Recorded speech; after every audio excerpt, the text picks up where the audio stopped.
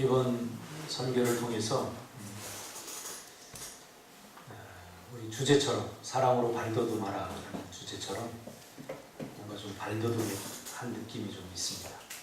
사역도 조금 더 깊어진 것 같고 만공 사역지 쪽에 이제 그 국제학교를 한 7,000평 지을 생각을 지금 하고 있습니다.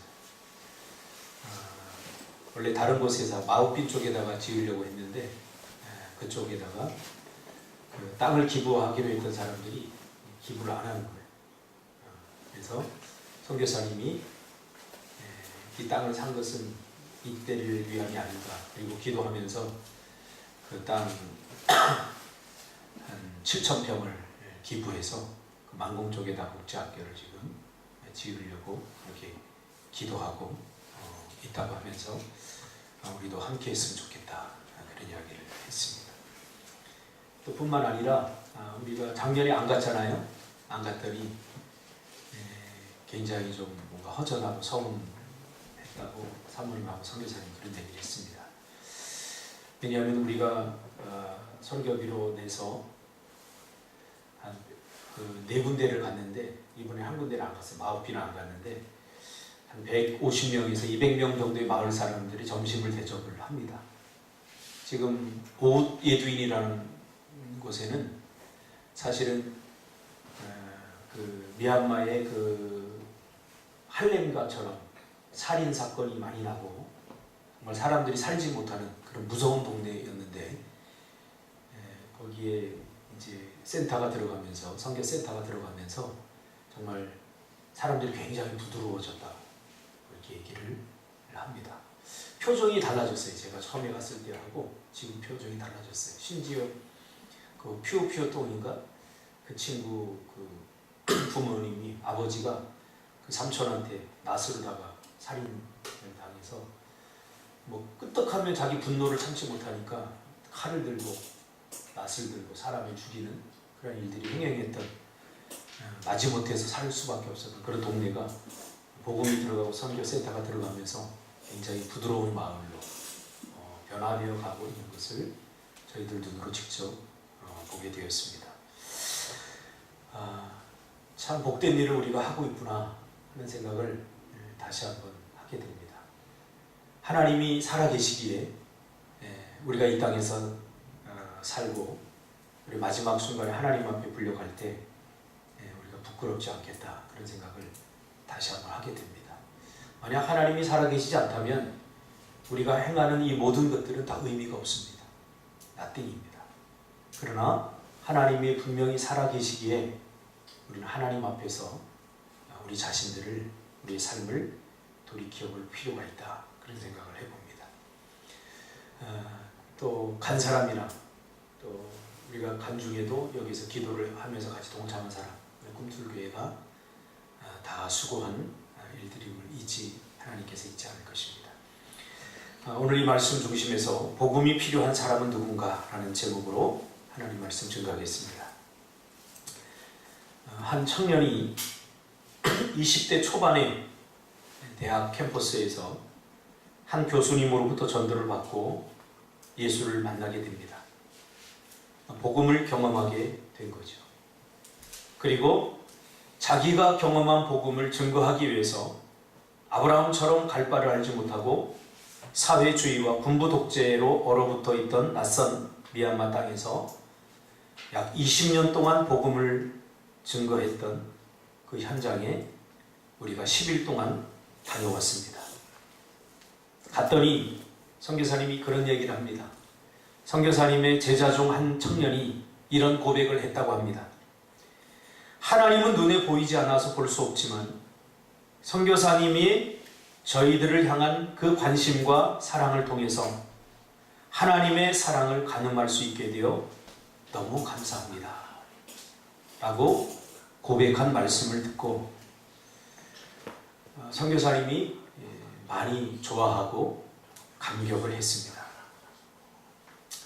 선교나 전도나 저는 마찬가지라고 생각됩니다. 선교가 뭡니까? 전도가 뭡니까? 내가 경험한 복음을 경험하지 못한 또 다른 누군가에게 전하는 것이 전도고 선교입니다. 그러므로 전도나 선교에 반드시 전제되어 있는 게 뭐냐면 내가 복음을 경험해야 되는 겁니다. 내가 경험한 복음을 증거하는 것이기 때문에 내가 복음을 경험하지 못한 모든 것들은 의미가 없는 거죠. 그러므로 전도한다, 선교한다 이 말은 곧 사랑한다 라는 말과 같습니다. 요한복음 3장 16절에 보면 최초의 선교사가 나오는데 바로 예수 그리스도입니다. 하나님이 세상을 이처럼 사랑하사 독생자를 주셨으니 이는 그를 믿는 자마다 멸망하지 않고 영생을 얻게 하려 하심이라. 무슨 말이죠? 선교의 핵심은 사랑입니다. 전도의 핵심도 사랑입니다. 하나님께서 우리를 구원하시기 위해서 선교사로 오셨는데 그 동기가 뭡니까? 사랑하기 때문에. 하나님이 세상을 이처럼 사랑하사 독생자를 주셨다. 선교사님이 선교를 떠나기 전에 하나님께 다짐했던 그 내용이 있죠. 그러니까 이게 아니면 안 된다는 거죠. 다른 건 다 필요 없다는 거죠. 선교사의 가장 중요한 기본 재질, 전도하는 사람의 가장 중요한 핵심 재질, 이게 뭐냐? 사랑이라는 거죠. 그래서 하나님께서 물었죠. 너 한 가지 약속할 수 있냐? 미얀마 땅에 가거든 그 미얀마 사람들을 나처럼 그 사람들을 사랑해 줄 수 있냐? 사랑해 줄 수 있다면 내가 보내주겠다. 선교의 길이 열리지 않는 거예요. 도와주겠다고 했던 사람들이 다 도와주지 못하겠다고 돌아서고 갈 수 없는 상황이 온 거예요. 하나님께서는 선교의 가장 중요한 것, 전도의 가장 중요한 것, 없어서는 안 될 가장 중요한 것, 이것을 확인하고 싶었던 거죠. 그래서 모든 길을 다 막고 물었던 거죠. 너 미얀마 땅에 가면 그 미얀마 사람들을 나처럼 사랑해 줄 수 있냐? 예, 그렇게 하겠습니다 라는 답을 듣고 하나님께서 길을 열어주셔서 선교사님이 미얀마 땅에 간 거죠. 선교, 복음, 전도 가장 중요한 것은 바로 사랑입니다. 그래서 복음은 사랑이라고 하는 줄을 타고 누군가의 가슴으로 생명의 물이 되어 흘러가는 것입니다. 보세요. 처음에는 선교사님이 가서 논리적으로 복음을 증거하고 또 자기가 병 고친 거 가지고 사람들을 전도하려고 했다가 완전히 절망에 빠졌다고 고백하지 않았습니까? 안 되는 거예요. 내가 병 고침을 받았다. 주님이 내 병을 고쳐줬다 그랬더니 불교 다니는 사람도 나도 병 고침 받았는데 불교 가서 안 되는 거예요. 하나님만이 우리에게 줄 수 있는 거, 세상이 줄 수 없는 하나님만이 줄 수 있는 거, 그것이 뭡니까? 바로 조건 없는 사랑입니다. 그래서 선교사님은 그 다음부터 조건 없이 그들에게 사랑을 베풀었다고 합니다.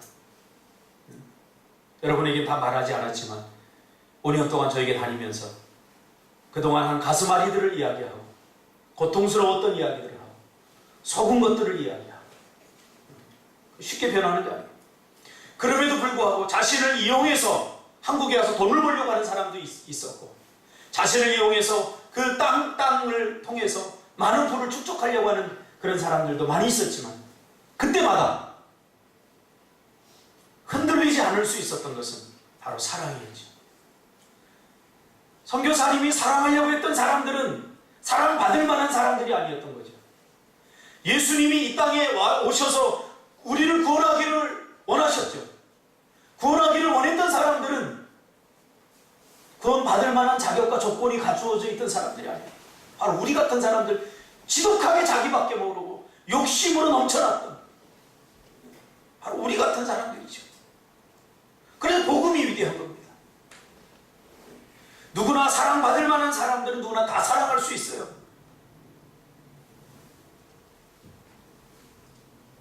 우리 조투서도 그러더라고요. 선교사님 처음에 가니까 조투서가 많이 변했다고.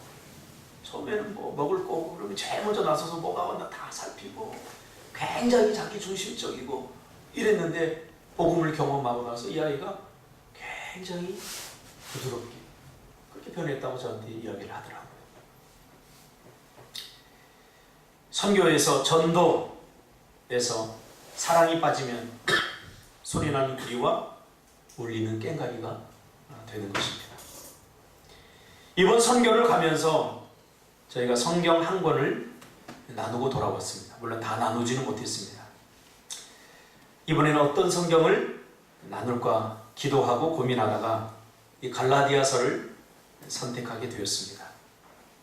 갈라디아서를 읽으면서 많은 은혜를 받았습니다. 저는 가기 전에 참 갈라디아서를 공부하려고 공부하고 읽으면서 제 자신이 많은 은혜를 받았습니다. 갈라디아서를 읽으면서 저에게 한 가지 질문이 꽂혀왔습니다. 복음이 누구에게 필요한가? 이런 질문이죠. 그동안 우리는 복음을 들어보지 못한 사람들, 예수 믿지 않는 사람들에게 복음이 필요하다라고 생각했지만, 그러나 갈라디아서를 읽으면서 갈라디아서를 연구하면서 그렇지 않다는 것을 발견하게 됐습니다. 복음이 필요한 사람들은 복음을 들어보지 못한 사람들, 꼭 그런 사람들에게만 필요한 것이 아니라는 사실이죠. 정말 복음이 필요한 사람들은 복음을 듣고 복음을 알고 있지만 복음을 제대로 모르는 사람들에게도 필요합니다. 복음을 들어보지 못한 사람들에게 복음이 필요하고 복음을 알고 있지만 제대로 복음을 경험하지 못한 사람들에게도 필요하고, 그 다음에 복음을 경험했지만 이미 알고 있는 사람들에게도 복음이 필요합니다. 왜요? 복음으로 살아야 되기 때문이죠. 그리스도 안에서 산다 이 말은 복음으로 산다 그 말이에요. 로마서를 기록한 배경도 이미 복음을 경험한 지 20년이 지난 교회였습니다. 복음을 듣고 교회가 세워져서 신앙생활한 지 20년이 지난 교회 성도들에게 사도 바울이 복음을 증거하고 있는 거예요. 그것이 로마서예요. 복음은 들어보지 못한 사람들, 저 미얀마 아프리카 땅에 있는 사람들만 필요한 게 아니에요. 오늘날 한국교회에도 복음이 필요합니다. 왜냐하면 교회들이 종교화되었기 때문에. 왜 종교화가 됐습니까? 복음을 제대로 깨닫지 못하고 복음을 경험하지 못했기 때문이에요. 복음을 경험했어도 복음의 참뜻을 이해하지 못했기 때문에 종교화되어 가고 있는 거예요. 스스로 지쳐가고 있는 거죠. 그리고 우리가 나눈 갈라디아서도 마찬가지입니다. 이 갈라디아 교회는 이미 복음을 경험한 교회입니다. 그래서 교회가 세워졌습니다. 그런데 사도 바울이 다시 이 갈라디아 교인들에게 복음을 전하고 있는 거예요. 그래서 사도 바울은 너희가 성령으로 시작했다가 육체로 마치겠느냐? 라고 갈라디아 교인들에게 탄식하면서 애달픈 고백을 하는 것을 듣게 됩니다. 매우 화난 상태입니다. 안타까움입니다. 사단은 하나님이 우리에게 은혜로 주신 구원을 빼앗을 수 없기 때문에 구원이 주는 자유함을 뺏으려고 합니다. 우리가 반드시 기억해야 돼요. 하나님이 우리에게 은혜로 값없이 주신 구원을 사람은 절대로 뺏을 수 없어요. 그래서 사단이 세운 전략이 뭐냐면 구원이 우리에게 주는 가장 중요한 핵심, 자유함, 그것을 뺏어버리려고 해요.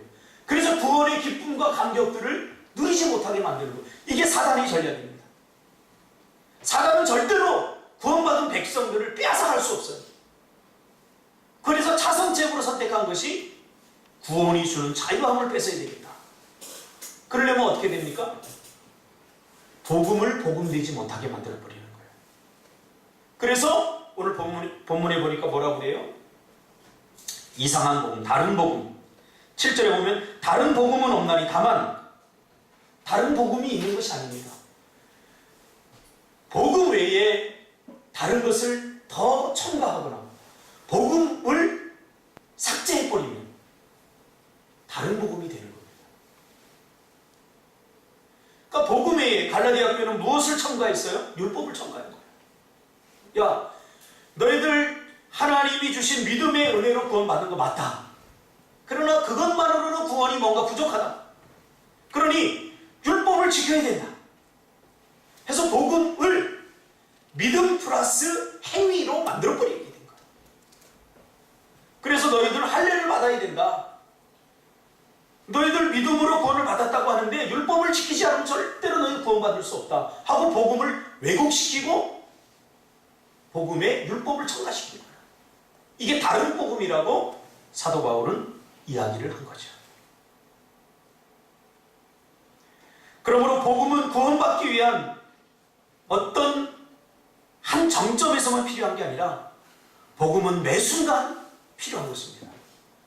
우리 인생에 어떤 순간이나 찰나도 복음이 필요하지 않는 순간이 없습니다. 그래서 복음은 항상 도전을 받는 겁니다. 오늘 갈라디아 교인들이 직면한 문제가 무엇입니까? 다른 복음입니다. 다른 복음. 복음의 변질입니다. 오늘날 한국교회도 제가 한 10년 정도 목회를 해보니까 굉장히 심각합니다. 복음이 주는 자유함을 누리지 못하고 자꾸 뭔가를 하려고 그래요. 이번에도 은혜를 받고 나서 전부 다 내가 한국 가면 이렇게 해야지 저렇게 해야지 자꾸 또 율법으로 돌아가려고 해요. 뭘 하지 않아도 된다니까요. 뭘 함으로 구원받을 수 없는 거예요. 이번에도 갈라디아서를 보면서 알았지만 율법이 나쁜 겁니까? 율법이 나쁜 게 아니에요. 정말로 복음을 깨달은 사람은 율법을 지켜요. 율법을 주신 목적은 지키라고 주신 것이 아니라 죄를 깨달으라고. 그래서 우리가 얼마나 악한 존재들인가, 죄 가운데 있는 우리가 얼마나 희망이 없는 존재들인가 율법을 통해서 깨달으라고 주신 거죠. 율법은 좋은 겁니다. 왜? 율법을 지키면서 우리가 율법을 다 지킬 수 없구나. 그런데 하나님께서 우리에게 은혜로 구원을 주셨구나 하는 것을 깨달을 수 있기 때문이죠. 그런데 갈라디아 교회에 거짓 교사들이 나와서 율법을 지켜야 그래도 구원을 받을 수 있다. 이렇게 도전을 해옵니다. 그래서 많은 갈라디아 교인들이 이미 구원받았음에도 불구하고 율법에 매이게 됩니다. 여러분, 율법에 매이게 되면 어떤 현상이 일어납니까? 구원의 기쁨과 감격이 다 사라져버립니다. 그래서 뭘 하고 안 하고 이렇게 됩니다. 뭘 하나님 앞에 조금 하면 나에게 기쁨이 오고 또 그것을 하지 못하면 죄책감이 들고 이렇게 됩니다. 은혜로 말미암아 우리에게 주신 구원의 기쁨과 자유함이 다 사라져버립니다. 사도 바울은 그것이 안타까웠던 거예요. 그래서 네가 성령으로 시작됐다가 육체로 마치려고 하느냐. 오늘날 한국 교회가 율법화되며 종교화되면서 율법화되면서 자유함이 없어요.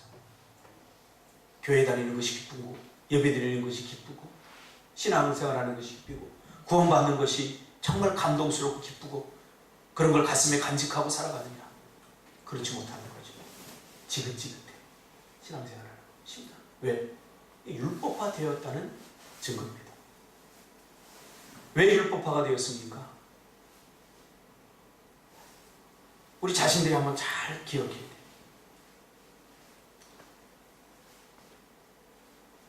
그래서 복음으로 살지 않으면 구원을 이룰 수는 없지만 죄가 주는 두려움의 속박에서 해방된 자유를 이룰 수 있습니다.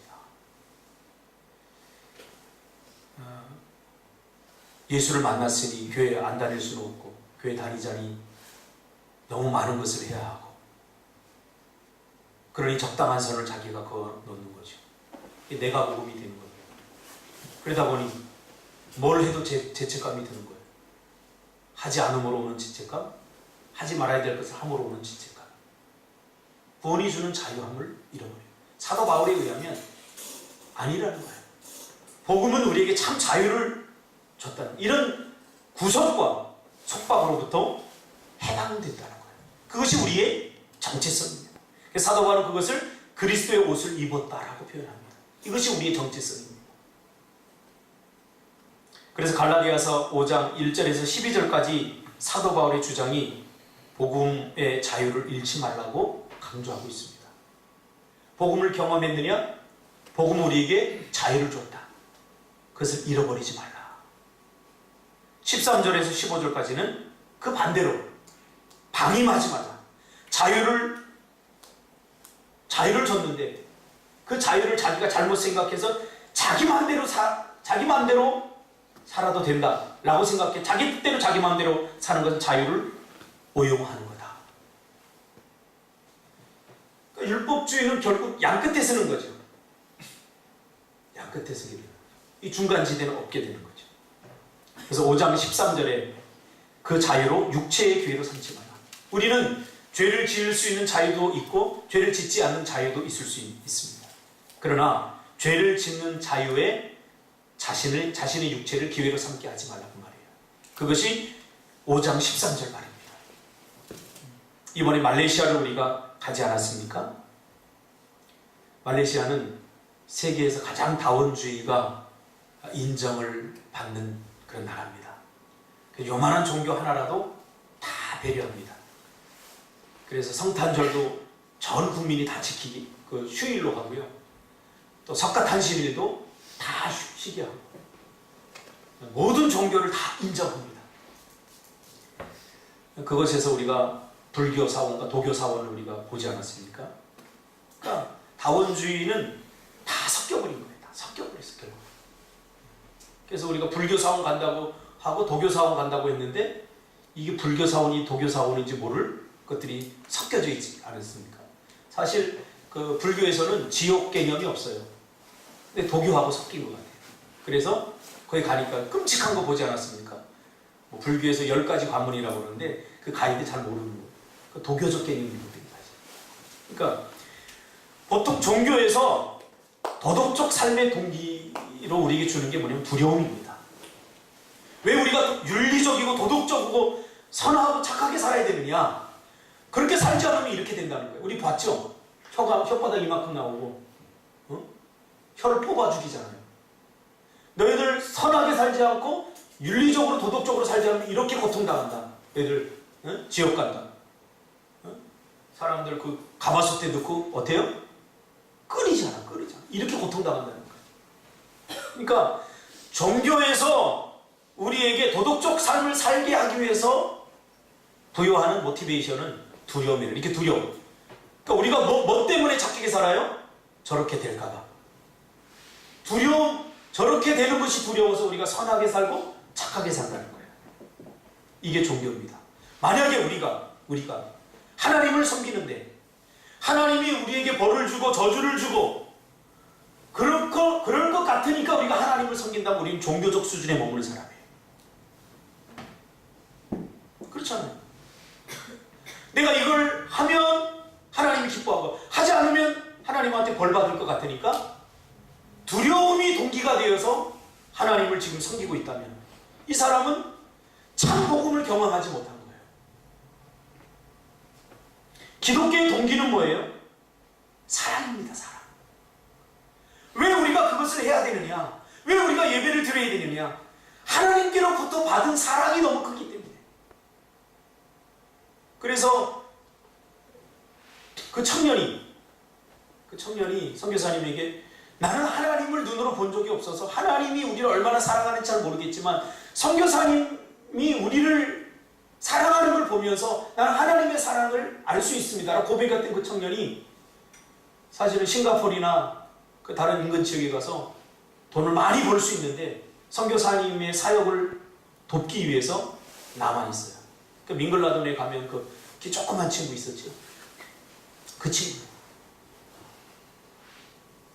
그러니까 그가 해외로 나가면 훨씬 많은 돈을 벌 수 있고 그 돈으로 안락하고 편안한 삶을 살 수 있는데도 그것을 포기하고 10만 원, 15만 원 받으면서 선교사님 밑에서 그 사역을 감당하는 것. 억지로 하는 게 아니에요. 선교사님으로부터 받은 사랑, 그 사랑이 너무 크기 때문에 그 사랑에 기인해서 헌신하는 거죠. 내가 밍글라돈에 갈 때마다 그 친구를 보면 항상 다이나믹해요. 그 피아노 치는 친구 있잖아요. 항상 기쁨이 있어요.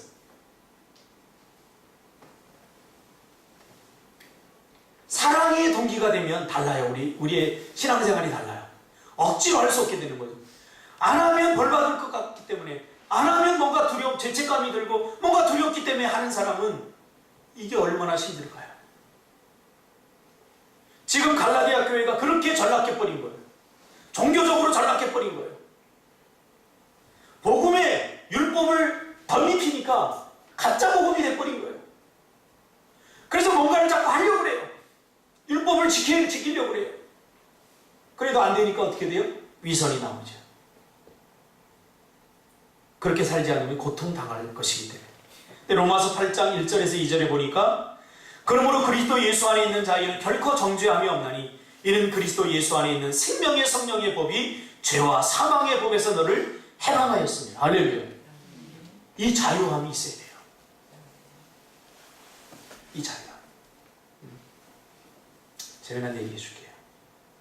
우리 집에 이제 왔어요. 우리 예림이가 가서 은혜를 많이 받고 왔어요. 집에 와서 전 별로 기대 안 했거든요. 근데 좀 불안했어요. 왜냐하면 어떤 상황이 전개될 건가 제가 예상을 했기 때문에.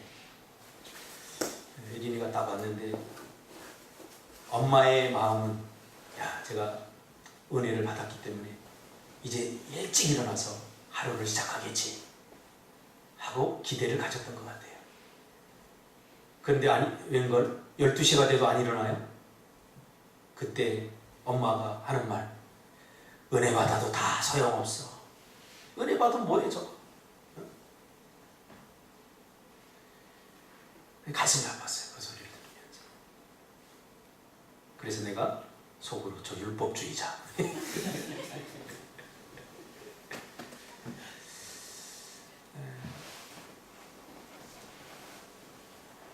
우리가 거기 가서 갈라디아 할 때 네 종류의 사람을 우리가 얘기했잖아요.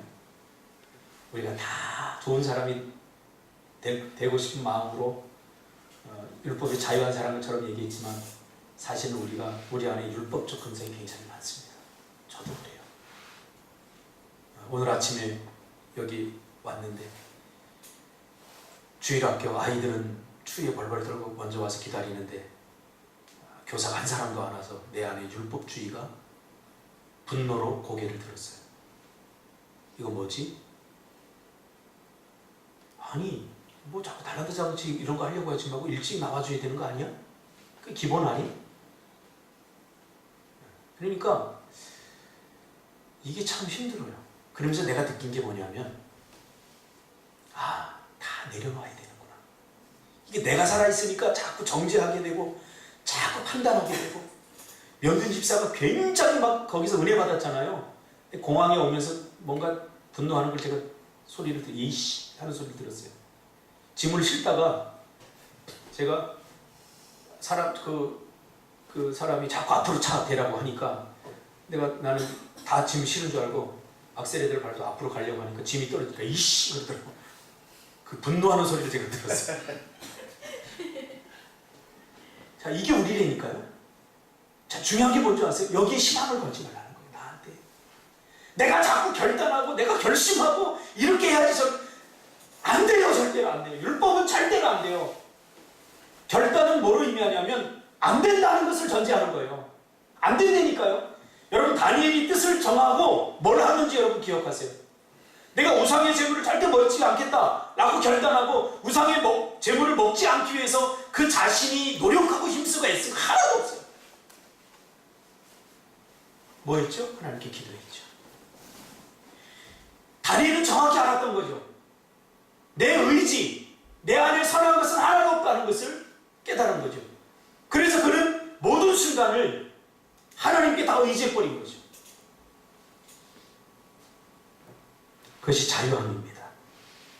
요한복음 15장 7절에 내가 내 안에 있고 내가 내 안에 있는 겁니다. 그것이 아니고서는 내 의지는 악해요. 나는 희망이 없어요. 그래서 갈라디아서 2장 20절 우리 다 암송하지 않았습니까? 이번에 한번 해볼까요?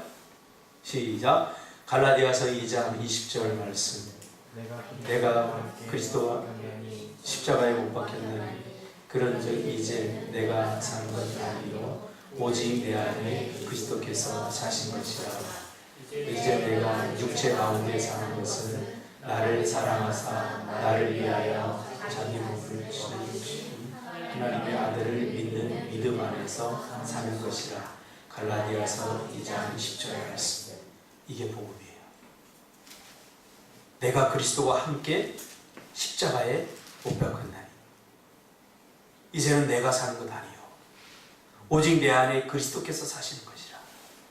이제 내가 육체 가운데 사는 것은 나를 사랑하사 나를 위하여 자기 자신을 버리신 하나님의 아들을 믿는 믿음 안에서 사는 것이라. 나는 죽고 예수로 사는 삶. 자꾸 나로 살려니까 힘들어지는 거예요. 내가 누구예요? 죄가 가득한 나예요. 선교사님도 그렇게 표현했죠. 괴물.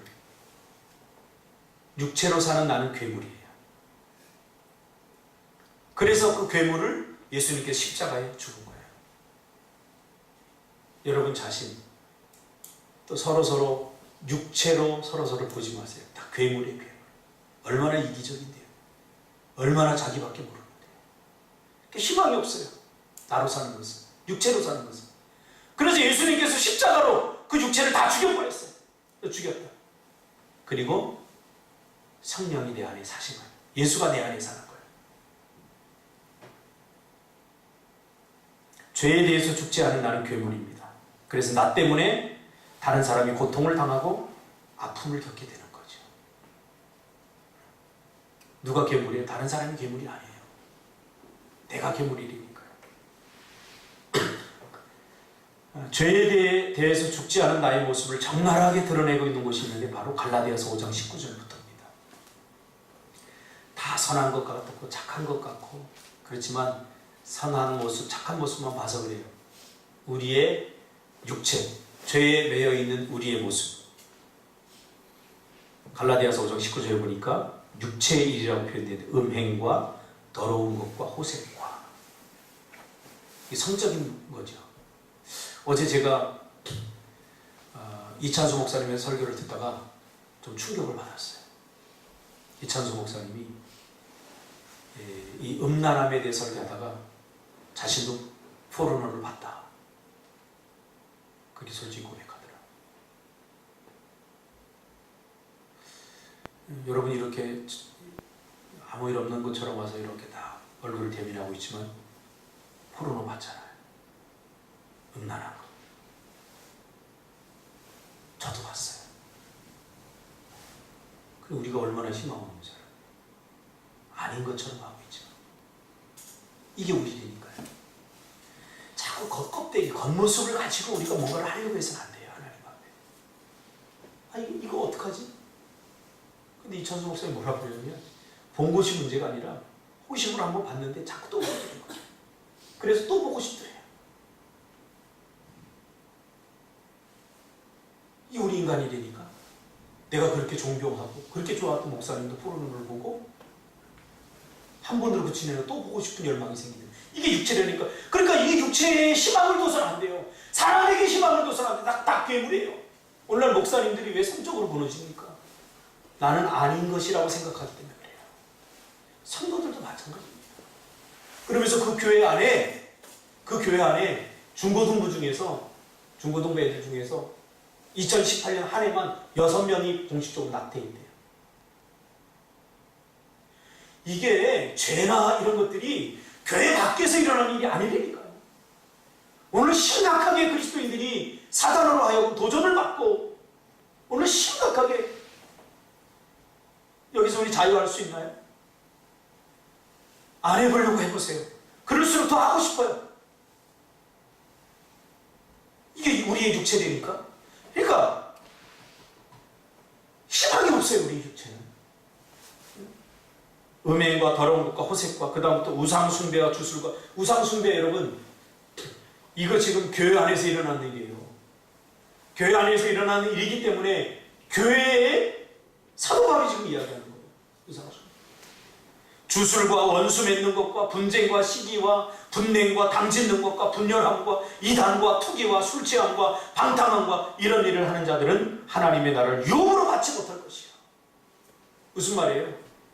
우리의 육체로 뭔가를 하는 것은 하나님 나라의 유업을 받지 못할 짓이라는 거예요. 그러면서 24절에 그리스도 예수의 사람들은 육체와 함께 그 정욕과 탐심을 십자가에 못 박아나니라. 십자가에 못 박아. 육체, 그것은 죄성이란 말이에요. 우리 안에 스스로 구원자가 되고 자신의 인생의 주인이 되려고 하려는 그런 부분이죠. 나 하나님 말씀 다 순종하겠는데 이것은 절대로 순종 못하겠습니다. 왜 그래요? 자기가 주인이 되려고 하나님 앞에 하나님과 맞짱 뜨잖아요. 내가 다른 건 다 하겠는데 하나님 이것만 안 되겠습니다. 그 부분에 자기가 자기 인생의 주인이 되려고 하는 거죠. 자기가 왕이 되려고 하는 거죠. 하나님을 끌어내리는 행위죠. 그래서 예수로 산다는 것은 갈라디아서 2장 19절에 내가 율법으로 말미암아 율법에 대하여 죽었나니 이는 하나님에 대하여 살려 함이라. 육체의 사망성으로 십자가로 내 육체는 다 죽었다 하는 것을 여러분 믿으시길 바랍니다. 이게 복음으로 사는 거예요. 날마다 부인해야 돼요.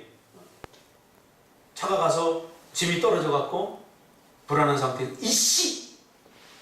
이게 내 육체예요. 근데 그 소망이 없어요. 소망이 없어요. 그래서 순간순간 부정해야 돼. 난 죽었다.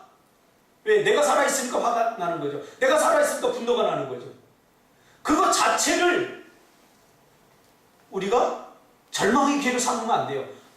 그렇게 될 때마다 우리가 어떻게 해야 돼요? 정죄하고 비난하고 기죽고 그래서는 안 되고 이 육체의 심함을 둬서는 안 되는구나 하고 내가 육체는 죽었다. 내 안에 예수가 산다. 날마다 순간순간 이렇게 고백하며 살아야 돼요. 다른 방법은 없어요. 다른 방법. 사도 바울도 그렇게 살았어요. 우리 아이들 키우는 우리 부모님도 정말 살신성인이죠. 자고 싶은데 애가 자지 않을 때 막 미치겠잖아요.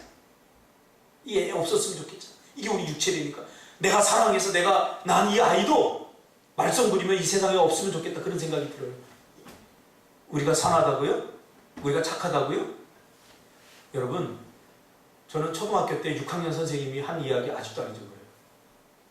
애가 내일 무슨 세미나가 있어서 준비하고 있는데 애가 계속 우니까 이 아이를 집어서 창문으로 던져버린대. 오늘날 아동학대이죠. 근데 그 선생님이 저 나쁜 놈이다 내가 그랬어요 그때는. 나도 애를 키워보니까 던지고 싶은 마음이 들어요. 없었으면 좋겠다 그런 생각이 들 때도 있어요. 부모가 자녀를 사랑한다고요? 자기에게 기쁨을 주는 선에서 사랑하는 거예요. 자기에게 유익이 되니까 사랑하는 거예요. 이게 우리 인간의 실존이에요. 희망이 없는 거예요 우리 육체는. 왜 자꾸 그걸 의지하려고 그랬어요? 내려놓아. 나는 죽었어요. 죽인 이유가 뭡니까? 하나님. 생각해보세요. 여기 괴물이 있다고 생각해요. 이게 여기 사이코패스가 한 명 우리 안에 존재한다고 생각해보세요. 섬뜩하죠? 그쵸? 그게 누구예요? 그게 나예요. 자꾸 다른 사람한테 적용하려고 하지만 그게 나라니까. 세상에 못된 짓 하는 사람들 눈에 다 들어오죠. 그 모습 속에서 나를 봐야 돼요. 나는 아닌 것처럼 하고 있죠. 이 사람들이 문제예요. 사도 바울이 이것을 진짜 깨달은 거예요. 내가 선하게 살려고 하면 할수록 내 안에 악한 것들이 자꾸 나오니까 이게 뭐지? 내 안에 선한 것이 하나도 없구나. 오직 내가 사는 것은 이제 내가 살아서는 안 되겠구나. 나는 괴물이구나. 이제 예수로 살아야 되겠구나. 예수로. 사도 바울의 고백이에요. 사도 바울도 그러니까. 예수님처럼 산다는 것이 의미하는 게 뭡니까? 예수님이 사랑했던 사람들을 위해서 사는 겁니다. 그렇죠? 예수님이 사랑했던 것을 사랑하는 것입니다. 예수님 뭘 사랑했는지 보세요. 예수님처럼 산다는 것은 예수님이 사랑했던 것을 사랑하고 예수님이 사랑했던 사람들을 사랑하면서 사는 거예요. 참 어렵게 생각하지 마세요. 예수님이 사랑했던 것이 뭡니까? 하나님이 기뻐할 수 있는 일들을 예수님 사랑했죠. 예수님처럼 산다는 것은 예수님이 사랑했던 것을 우리도 사랑하며 사는 거예요. 예수님처럼 산다는 것은 예수님이 사랑했던 사람들을 사랑하며 사는 거예요. 이번에 선교사님 이렇게 보면서 참 감동이 되더라고요.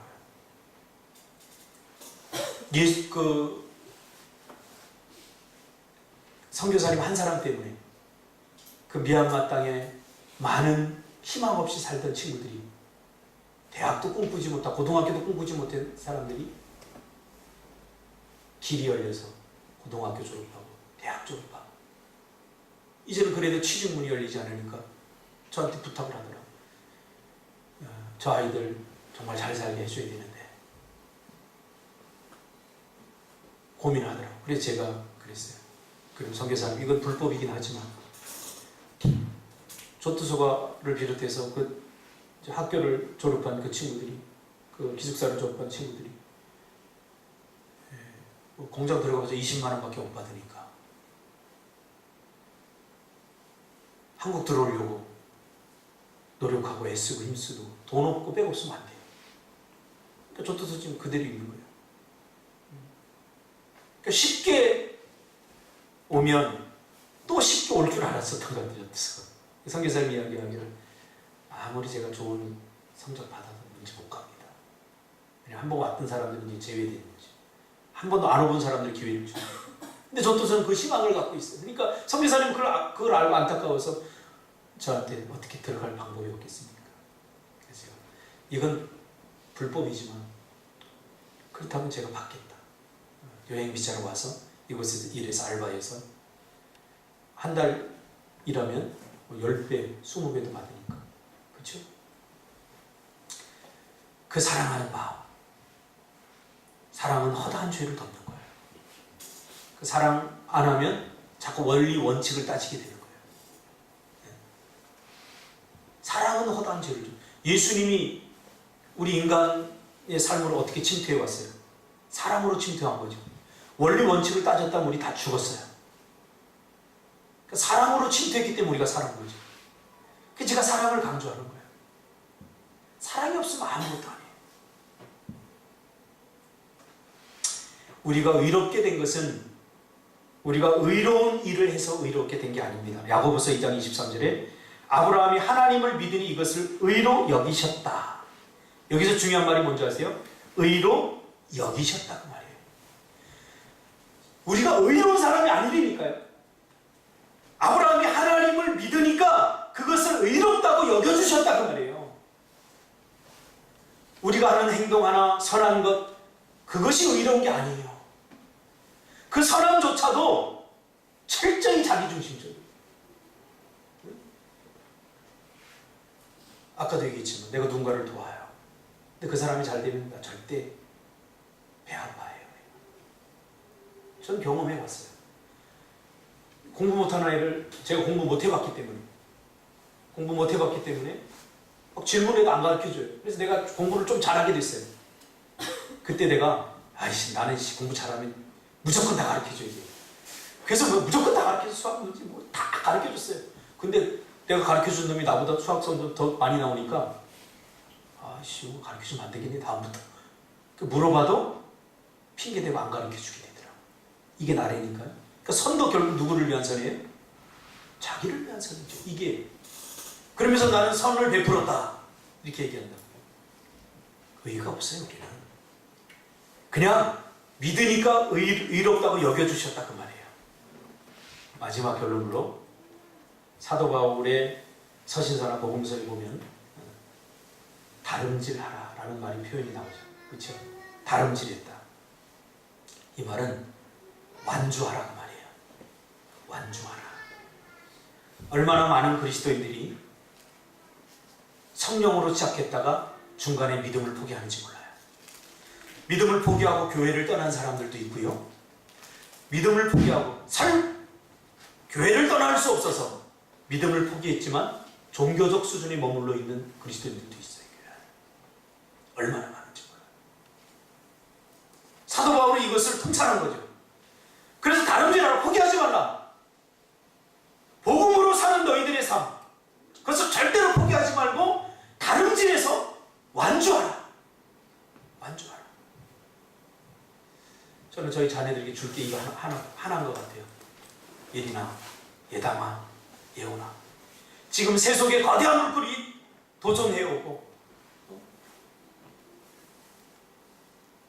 지금 보세요. 성적으로 얼마나 타락해 있는가, 또 윤리적으로 도덕적으로 얼마나 타락해 있는가. 이게 세상의 흐름이에요. 이런 흐름 속에서 그래도 아빠는 마지막 죽을 때 나는 복음으로 살았다, 이렇게 완주했다.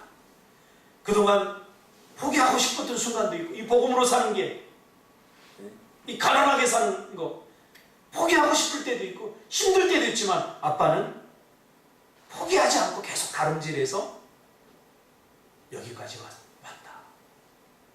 그 말을 꼭 해주고 싶어요. 얼마나 많은 목사님들이 개척이 힘들어서 이단에 넘어가는지 몰라요. 왜? 이단에서 돈으로 유혹하니까. 야, 너 힘들게 그렇게 하지 말고 내가 교회 지어줄게. 매달 200만 원씩 해줄게. 제 동기도 넘어갔어요.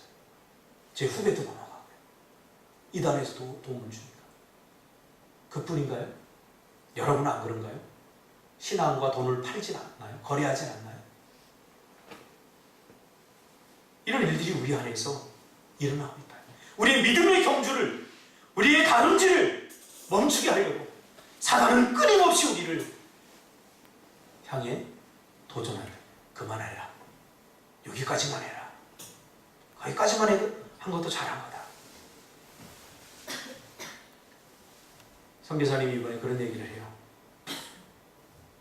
10여 년 동안 그 땅에 가서 아무것도 하지 못하는데 공황장애가 오고 박윤희 사모님이 우울증이 오고, 예, 뭘 하루 갔잖아요. 뭘 하루 갔는데 하나님 뭘 하나도 안 시키고 10년 동안 그 고급 인력이 아무것도 안 했다고 생각해 보세요. 얼마나 우울했을 거예요. 제가 제주도 와서 작년 1년을 지내면서 야, 이렇게 살다는 거는 진짜 죽겠다, 그런 생각이 들더라고요. 우린 자꾸 뭐를 해야 되잖아요. 그래도 포기하고 싶고 한국으로 다시 돌아가고 싶은, 다름질을 멈추고 싶은 그런 유혹이 올 때마다 기도하면서 하나님의 도움을 구했다고 해요. 때로는 차 타고 가면서 울면서 마오비를 가는데 2시간, 예전에는 길이 더 안 좋았잖아요. 덜컹덜컹 가는데 중간에 차가 고장나서 이거 어떻게 될지 모르는 그 상황에서 울면서 내가 왜 여기까지 왔나. 멈추고 싶죠. 이 질주를 끝내고 싶죠. 사단이 도전이에요. 사단이 우리의 믿음의 경주를 완주하지 못하도록 그렇게 한다. 그러나 그 시간들을 견디고 나니까 지금은 그 선교사님 한 사람을 통해서 얼마나 많은 사람들이 열방의 복을 누리게 되는지, 감히 꿈꾸지 못한 세상을 꿈꾸고 있지 않습니까? 하나님은 여러분을 그렇게 사용하기를 원하십니다. 그렇게 사용하기를 원하십니다. 나를 통해서 열방이 복을 받는 꿈, 나 혼자 잘 먹고 잘 사는 그런 비루한 꿈을 내려놓으세요. 나로 인해서 주일학교 학생들이 잘 되는 꿈. 저도 그래요. 나 때문에 여러분들이 더 잘 되는 꿈, 더 잘 된다는, 세상적으로 잘 된다는 게 아니라 믿음 안에서 잘 되는 꿈, 그것을 포기할 수 없는 거죠. 여러분은 그런 사람들로 부름을 받았다는 사실을 잊지 않기를 주님의 이름으로 축복합니다. 그러므로 복음이 필요합니다. 복음으로 사시기 바랍니다. 복음은 예수 믿고 구원 얻는 데만 필요한 게 아니에요. 복음으로 살아야 되기 때문에 필요한 겁니다. 우리 안에 잘못된 종교적 습성들, 세상적 습성들이 있기 때문에 매 순간 복음이 필요한 겁니다. 기도하겠습니다. 주님 고맙습니다.